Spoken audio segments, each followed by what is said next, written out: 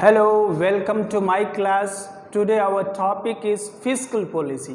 आज हमारा टॉपिक है राजकोषीय नीति। हम राजकोषीय नीति के बारे में पढ़ेंगे। क्या होती है राजकोषीय नीति? What is fiscal policy? Fiscal policy, fiscal policy, it is related to what? Government income, government expenditure, various deficits and budget, taxation, all things are included here.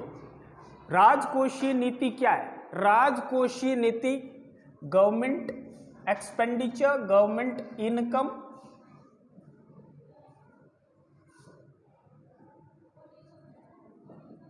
Expenditure, various deficits,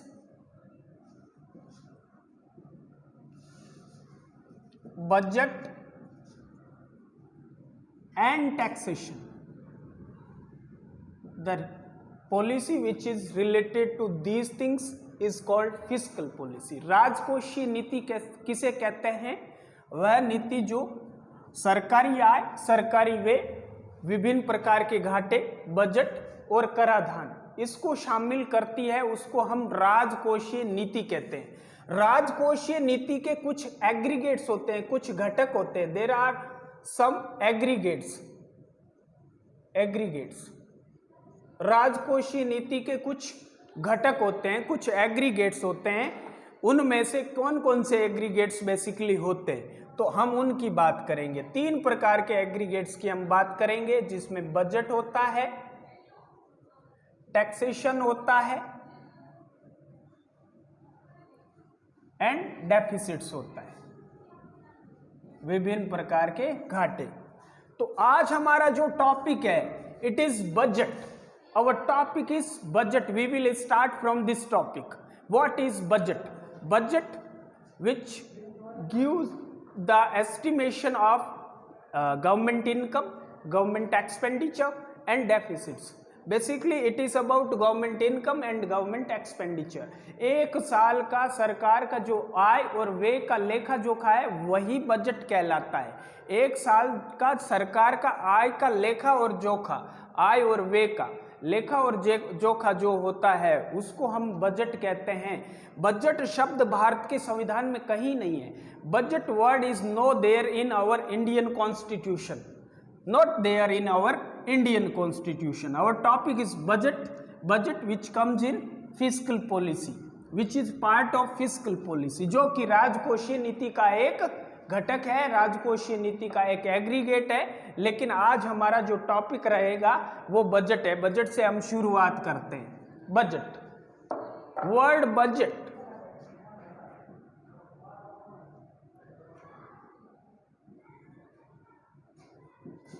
budget. This word has been taken from Boget,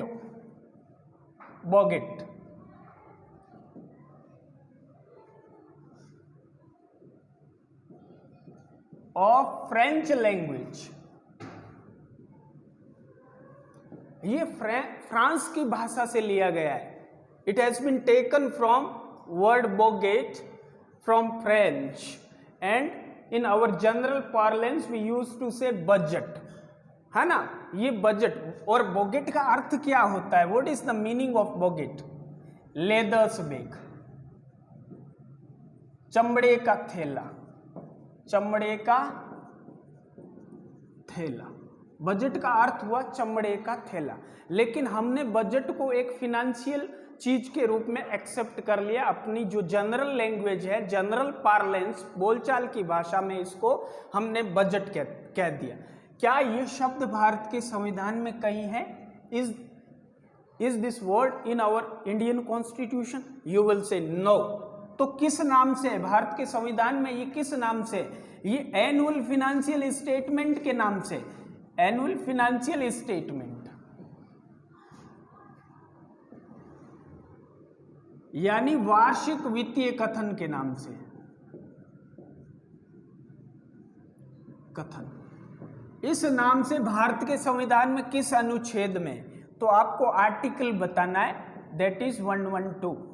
और राज्यों के संबंध में अगर मैं बात करूं regarding our states, then article 202, ये स्टेट्स के लिए है। स्टेट्स का जो बजट है वहां पे भी बजट नाम नहीं है, एनुअल फिनेंशियल स्टेटमेंट है, which is described in article 202, but in article 112 annual financial statement which has been given for union budget, हमारा जो संघीय बजट है उसके लिए यहां पर मिलता है। ठीक है, तो हम देखते हैं बजट की हिस्ट्री देखते हैं, बैकग्राउंड देखेंगे कि बजट की शुरुआत भारत में किस प्रकार से हुई है। इसका बैकग्राउंड देखेंगे, उसके बाद बजट में क्या क्या इनकम आती है, कहां से आती है, ये सोर्सेज वगैरह पढ़ते जाएंगे और हम देखते जाएंगे। अब देखिए बैकग्राउंड, हिस्टोरिकल बैकग्राउंड यानी पृष्ठभूमि।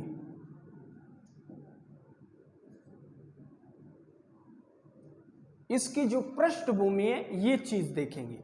तो भारत का पहला budget, first budget in India was presented by James Wilson, James Wilson in 1860, James Wilson 1860 during the tenure of Lord Canning,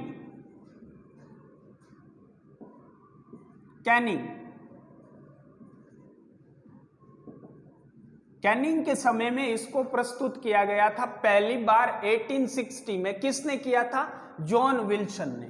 इसलिए जॉन विल्सन को भारतीय बजट का प्रेरणादाता या फिर संस्थापक कहा जाता है, यानी founder of Indian budget system, founder of Indian budget system.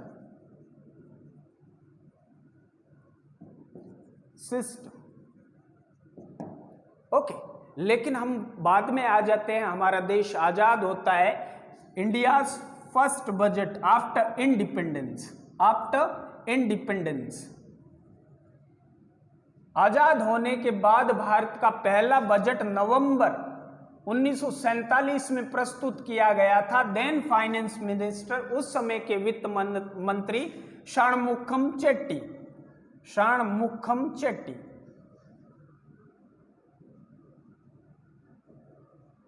और फिर आपके सामने आता है कि जो रिपब्लिक इंडिया है उसका पहला बजट है वो किसने प्रस्तुत किया? रिपब्लिक इंडिया का बजट फरवरी 1950 में प्रस्तुत होता है जॉन मथाई के द्वारा। John Mathai, he was an industrialist and then he was a finance minister, he was the finance minister of India. At that time he presented the first budget after India got republic. Okay, Bharat जब Republic हुआ उसके बाद से इन्होंने ये पहला budget प्रस्तुत किया। और इंडिपेंडेंट इंडिया का पहला बजट है वो प्रस्तुत किसने किया? षणमुखम चेट्टी ने। और भारत में सबसे ज्यादा बार बजट प्रस्तुत करने का काम है वो मोरारजी देसाई ने किया, और मोरारजी देसाई 10 बार बजट को प्रस्तुत कर चुके हैं। उसके बाद क्या होता है, बेसिकली मोरारजी देसाई भारत के प्रधानमंत्री भी बनते हैं। तो वो वित्त मंत्री भी रहे और प्रधानमंत्री भी बने। और वैसे कई केसेस हुए हैं, जैसे डॉक्टर मनमोहन सिंह भारत के वित्त मंत्री भी रहे और प्रधानमंत्री भी बने, राइट। और इस प्रकार के लोग भी आपको मिलेंगे, जैसे इंदिरा गांधी, राजीव गांधी और जवाहरलाल नेहरू। ये 3 ऐसे प्रधानमंत्री भी हुए जो वित्त मंत्री का काम भी किया, प्रधानमंत्री रहते हुए भी बजट इन्होंने प्रस्तुत किया था। अब हम बजट के बारे में कुछ नए चेंजेस आए हैं मोदी काल में, उसके बारे में पढ़ेंगे। व्हाट चेंज्ड, चेंज क्या हुआ है, राइट, तो वो देखेंगे चेंज क्या हुआ है। First is railway budget. Railway budget को यूनियन बजट में मर्ज कर दिया। कब से किया गया? 2017-18 से। और 2017-18 में क्या हुआ? और 2017-18 में जो हमारा planned expenditure and non planned expenditure, ये टर्म्स हटा दी गई। इसकी जगह क्या लेके आ गए? इसकी जगह हमने revenue expenditure and capital expenditure ये यूज किया गया। यानी पब्लिक एक्सपेंडिचर को किस भाग में बांट दिया हमने, पब्लिक एक्सपेंडिचर, अब रेवेन्यू एक्सपेंडिचर होगा एंड कैपिटल एक्सपेंडिचर होगा। पहले पब्लिक एक्सपेंडिचर किस में डिवाइड किया जाता था, planned expenditure and non planned expenditure, यानी आपका योजनागत वे और नॉन गैर योजनागत वे, इसमें हम डिफाइन इसको करते थे। तो 2017 के बजट से ये किया। अब आपको जानना है कि रेलवे बजट को अलग कब किया। When it was separated from union budget, it was separated from since 1924 with the recommendations of Ackworth Committee. Ackworth Committee की रिकमेंडेशन से इसको अलग कर दिया था। Ackworth कमिटी एक 10 मेंबर्स कमिटी थी, इसमें 10 मेंबर थे और इसी की रिकमेंडेशन से रेलवे बजट को अलग किया गया था। लेकिन 2017-18 के बजट से हमने रेलवे बजट को मर्ज कर दिया है यूनियन बजट के साथ। It was merged with union budget since 2017। Okay, 2017-18 के बजट से हमने इसको शामिल कर लिया है। तो ये चेंजेस हुए थे, और भी कुछ चेंजेस हुए हैं, मैं आगे आपको बताता जाऊंगा। ये इस प्रकार से हमने चेंजेस किए। Okay, let's move ahead now. Now you see in budget actually we see government expenditure and government income. So where does this income come from and where does expenditure goes to? Where does expenditure go to and where does this income come from? We will see this. Okay, and how do we define these? तो हम ये देखते हैं। तो budget में दो पक्ष होंगे। दो पक्ष कौन से? There are two things. One is public expenditure,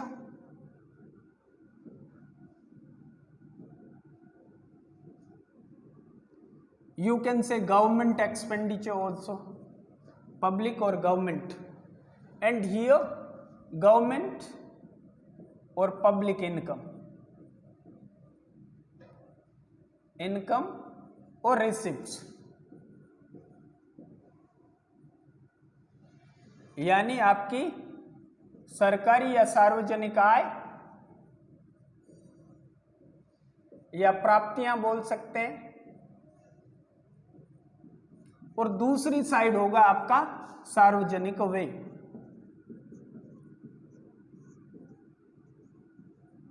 ये दो चीजें होंगी। इनको भी हम फिर से डिवाइड करेंगे, किस में? रेवेन्यू एक्सपेंडिचर में, सॉरी रेवेन्यू इनकम में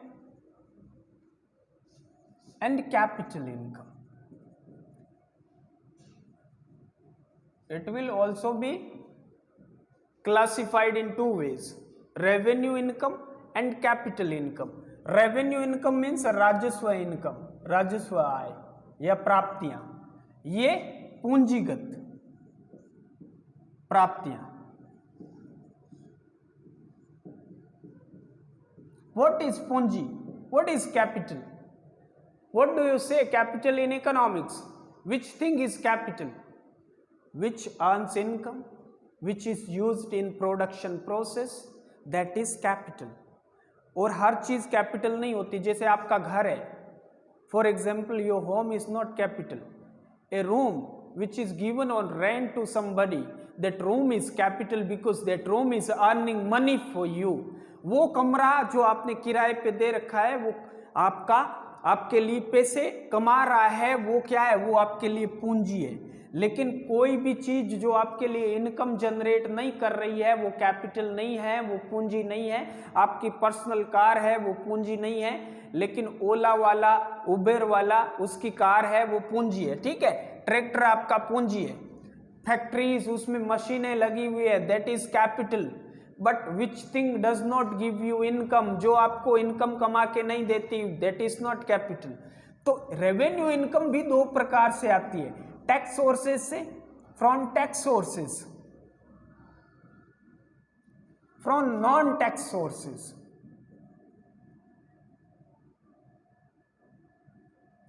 tax sources, which one? Direct tax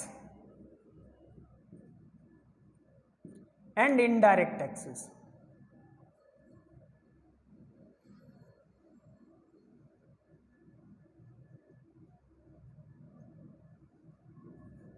Actually, we will study about these also, direct taxes and indirect taxes, but I want to tell you about these taxes. I will give you some example like income tax, corporate tax, fringe benefit tax, wealth tax, gift tax, capital gains tax, security transaction tax. These tax are direct tax. Direct tax means impact and incident go on a single person.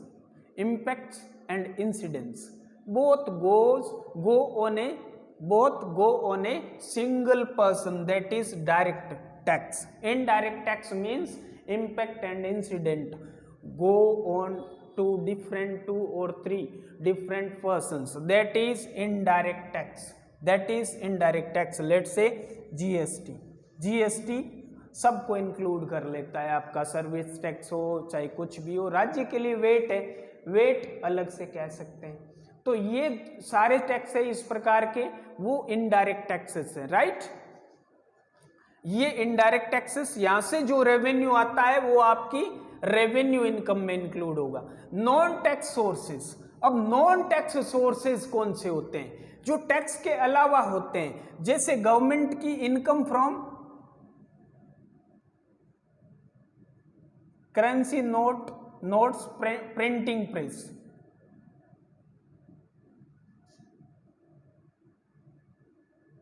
From mints also.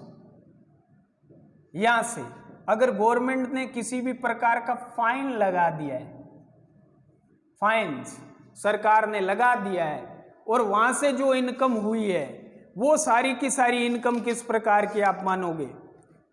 वो income आपकी non tax sources से मानी जाएगी, right.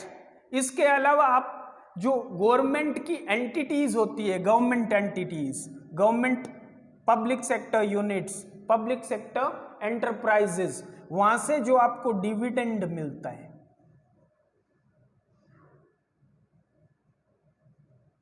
And profit, ये भी dividends and profit. What is dividend?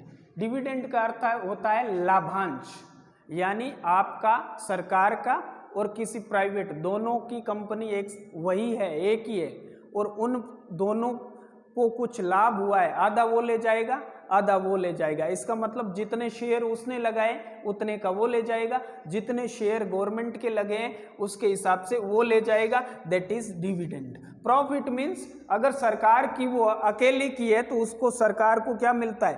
Profit मिलेगा, ठीक है। उसके बाद इंटरेस्ट रिसिप्ट्स,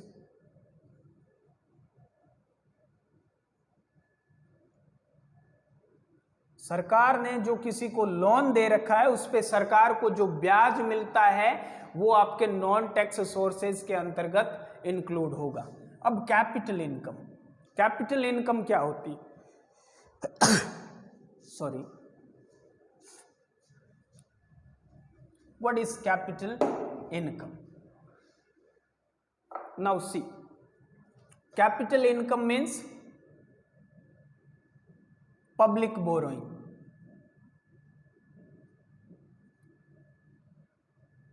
जो आपने मनी मार्केट या लोगों से बोरोइंग्स लिए, public borrowings, loans from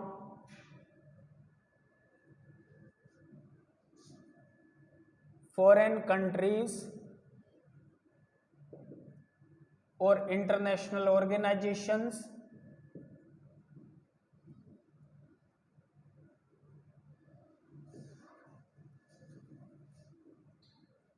etcetera, that is your capital income, है ना। ये यूनिलेटरल हो सकता है, बाइलेटरल हो सकता है एंड मल्टीलेटरल हो सकता है। इस प्रकार के आपको लोन की प्राप्ति हुई है, that is also your capital income. Okay, and loan recoveries.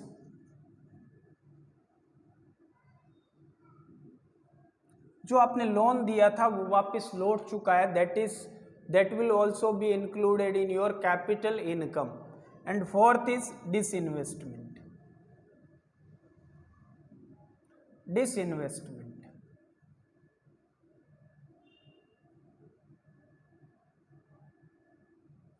अगर सरकार किसी एंटिटी में से अपने पैसे निकाल लेती है, वहां पे कोई प्राइवेट डाल देता है, जितना पैसा सरकार निकाल लेती है दैट इज डिसइन्वेस्टमेंट, उसको विनिवेश कहा जाता है.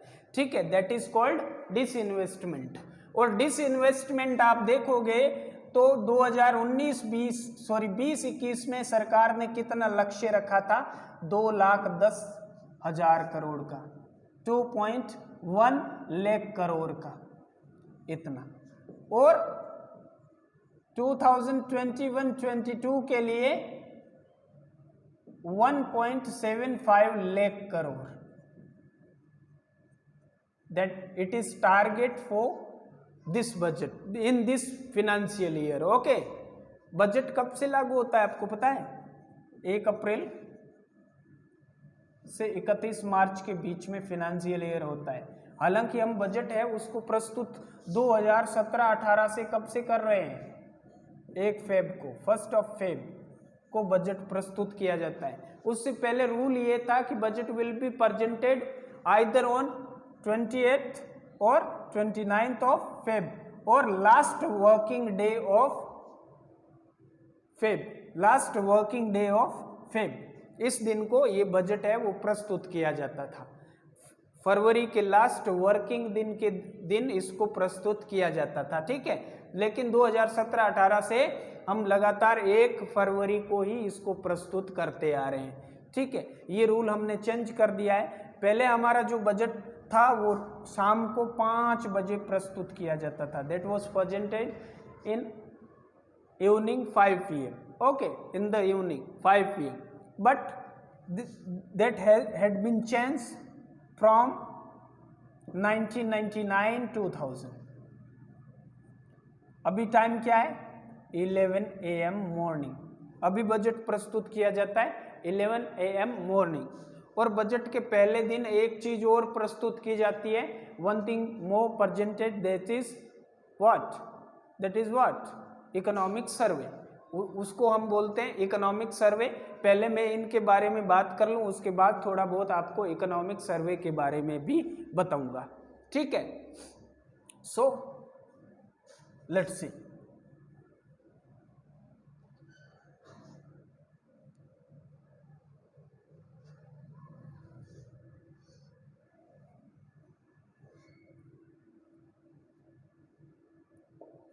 Now, public expenditure also can be divided in 2 parts, right?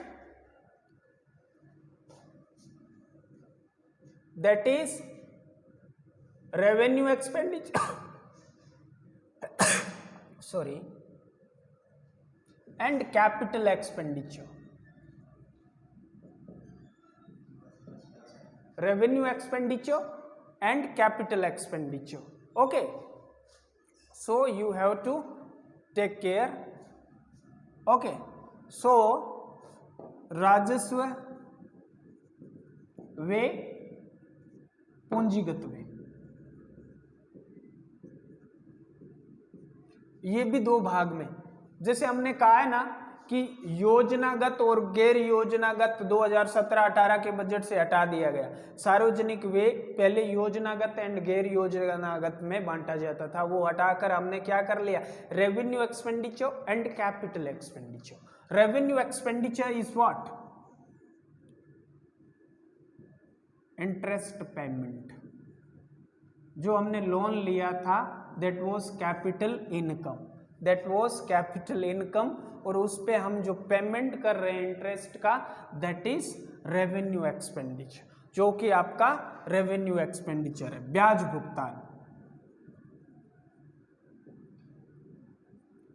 भुगतान बोलते हैं. उसके बाद एक्सपेंडिचर ऑन डिफेंस. डिफेंस पर, एडमिनिस्ट्रेशन पर, पुलिस पर, ये सारा एक्सपेंडिचर ये भी आपका रेवेन्यू एक्सपेंडिचर है। ओके, ये भी आपका रेवेन्यू एक्सपेंडिचर है। सब्सिडीज, सब्सिडीज, ग्रांट,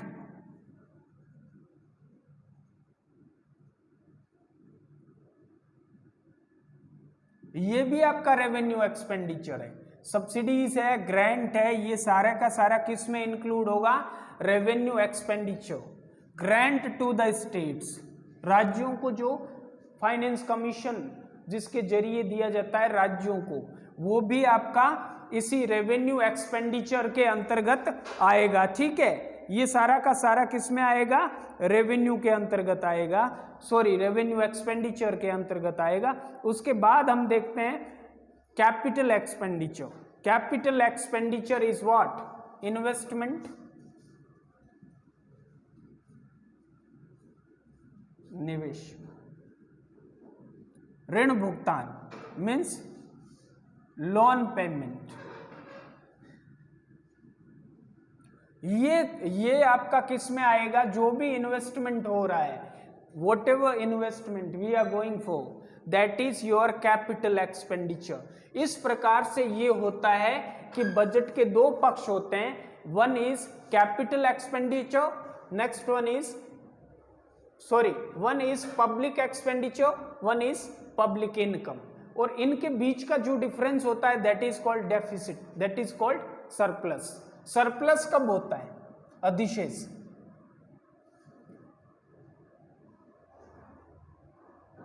अधिशेष, बजट अधिशेष कब बचता है? जब आपका public income that is greater than public expenditure. public income that is greater than public expenditure, then your budget that is in surplus, यानी सरकार के पास जितनी इनकम आई उससे खर्चा कम लगा हुआ है। और बजट डेफिसिट यानी घाटे में कब होता है? बजट डेफिसिट, बजटरी डेफिसिट घाटा कब होता है? जब आपकी इनकम यानी public income that is less than public expenditure, उस समय बजट किस में चला जाएगा?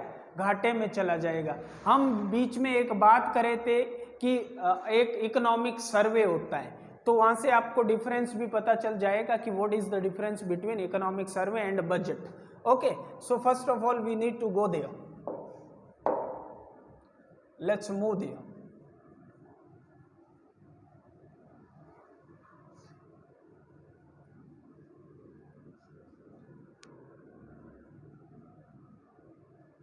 एक्चुअली आपका बजट है that was started from 1860, budget was started from 1860 by Wilson, James Wilson, but your economic survey that was started from 1950, that was started from 1950। Okay, so it is your budget, let's say ये आपका budget है, it is your economic सर्वे।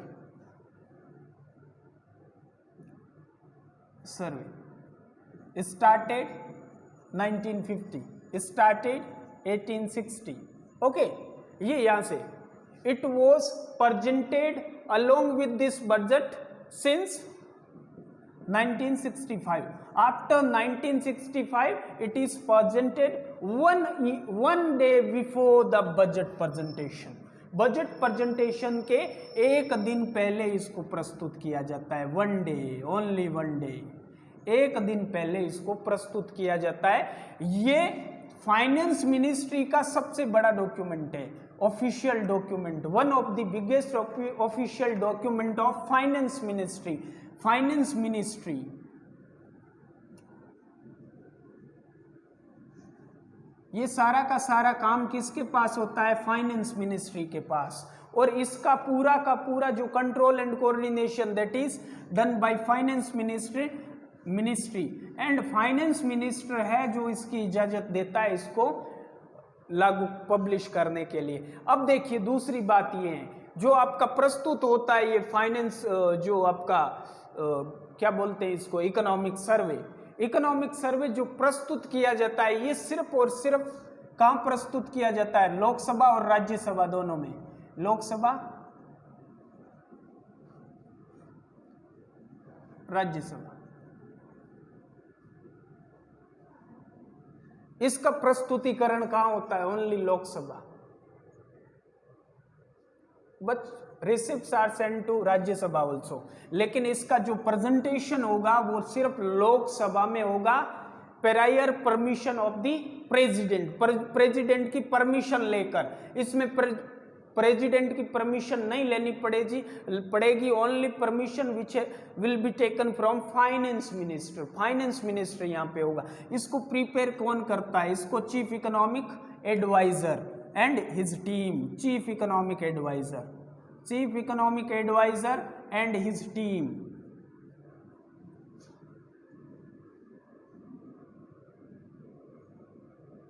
ये इसको तैयार करती है। इसको कौन तैयार करता है? इसको केग होता है, इसको नीति आयोग के मेंबर होते हैं, मेंबर्स ऑफ नीति आयोग,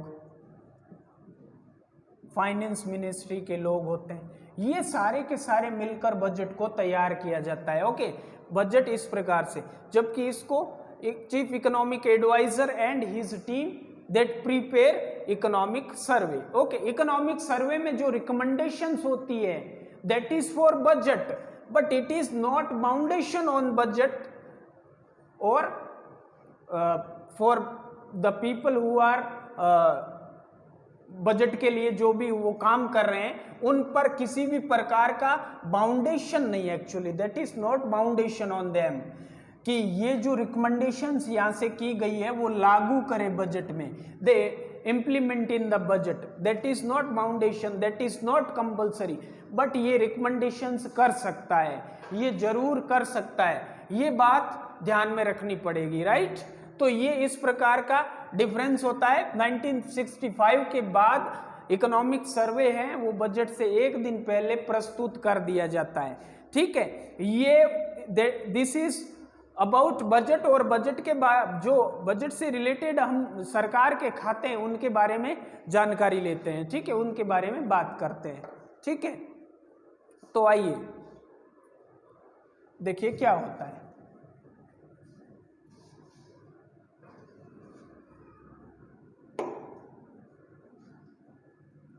कि बजट की इनकम है, बजट की जो आय होती है वो रखते कहाँ है, ये भी तो जरूरी है। Income account, accounts of government, ये कह सकते हैं। 3 प्रकार के खाते होते हैं। कौन कौन से? कंसोलिडेटेड फंड,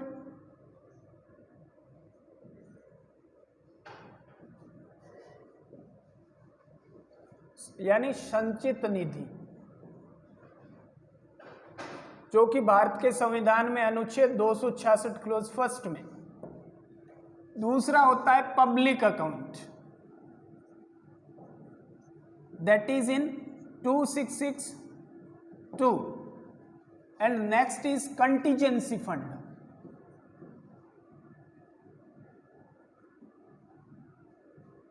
ये 267 इस अनुच्छेद में। और राज्यों के लिए भी सेम है, स्टेट के लिए भी ये सेम आर्टिकल्स हैं एंड यूनियन के लिए भी यही सेम आर्टिकल्स है। अब देखिए कंसोलिडेटेड फंड में क्या होता है, सभी जो चीफ जस्टिस वगैरह प्रेसिडेंट इनकी इन जो सैलरी होती है यहीं से दी जाती है। रेलवे का जो रेवेन्यू होता है पैसा इसी में रखा जाता है, रेलवेज रेवेन्यू, ये सारा इसमें रखा जाता है। रेलवे की रिक्रूटमेंट है वो रेलवे खुद निकालता है, ठीक है। इसमें जो बजट को तो हालांकि मर्ज कर दिया है, तो इसका मतलब ये नहीं हुआ कि फाइनेंस मिनिस्ट्री के पास वो सारा काम आ जाएगा। रेलवे अपनी रिक्रूटमेंट्स निकाल सकता है, ठीक है। तो अब देखिए रेलवे का इनका सारा जो भी आपको एंटिटीज से पैसे मिलेंगे, जो भी गवर्नमेंट की एंटिटीज है वो सारी की सारी पैसे इसमें जमा होंगे, ठीक है। अब देखिए यहाँ से अगर पैसे की जरूरत पड़ जाए, अचानक मान लो बजट जो आपका अभी इम्प्लीमेंट नहीं हुआ है और उसके लिए आपको अनुपूरक धन की जरूरत पड़ जाए, तो आप क्या करोगे? तो इसके लिए पार्लियामेंट्री परमिशन चाहिए होता है, पार्लियामेंट्री परमिशन।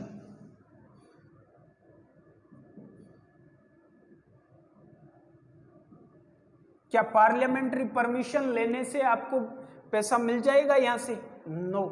क्या करना पड़ेगा? According to article 114 you have to pass the appropriation bill to make that act. जब तक वो until that becomes an act, money will not be withdrawn from here। पैसे यहां से निकाले नहीं जाएंगे जब तक एप्रोप्रिएशन एक्ट नहीं बन जाता।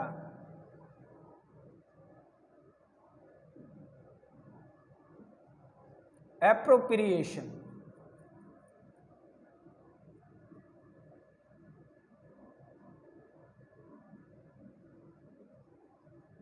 ये आर्टिकल 114 के अनुसार जब तक नहीं बन जाता, पार्लियामेंट्री परमिशन मिलने के बाद भी आपको यहां से पैसा नहीं निकालना है, और ये परमिशन लेने के बाद यहां से पैसे की निकासी हो सकती है। और इसका कस्टोडियन होता है government of India, state government होती है बेसिकली। कौन होता है? गवर्नमेंट ऑफ इंडिया इसका कस्टोडियन होता है, और यहां से किसी की परमिशन नहीं लेनी पड़ती सरकार को। ठीक है। कंटीजेंसी फंड यानी देश में कोई आपातकालीन घटना हो जाती है, नेचुरल कैलेमिटीज हो गई है,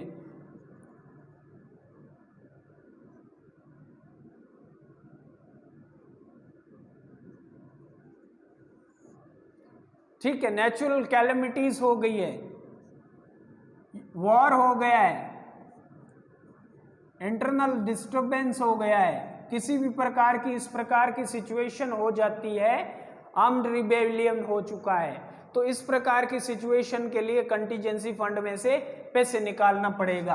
अर्लियर इट वाज 500 करोड़, लेकिन इस बार के बजट 2021-22 के बजट में इस राशि को बढ़ाकर 30,000 करोड़ कर दिया गया है।